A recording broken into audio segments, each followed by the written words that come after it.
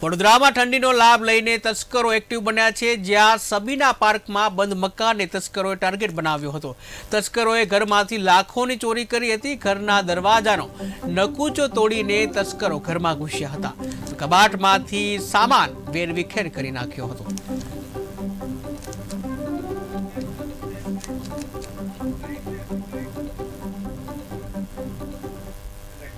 આપણે Sabina park Ajwa road પાસેની છે, બહાર કોલેજ પાછળ। એટલે અમે 2-3 દિવસ પહેલા એટલે અમે બધા લગ્ન પ્રસંગના લીધે અમે બહાર ગામ ગયા હતા મહારાષ્ટ્રમાં। અને હું આજે આવ્યો છું 5 વાગે હું આવ્યો છું। ઘરવાળા તો હજુ કાલે આવશે ફેમિલી, એટલે મારા જોબના લીધે હું આજે આવ્યો છું 5 વાગે। એટલે ઘરે આવીને જોયું એટલે બધા તાળા અને તિજોરી બધી તૂટેલી હતી। ઘરમાં બધું વેરવિખેર પડેલું છે। એટલે તરત જ મેં મારા જીજાજી છે એમને જાણ કરી છે, એ પણ મારા જોડે જ આવ્યા હતા। એટલે એમણે જાણ કરી એટલે એ આવ્યા અને પોલીસ કંટ્રોલને જાણ કરી હતી। એટલે પોલીસવાળા આવીને તપાસ કરી ગયા છે।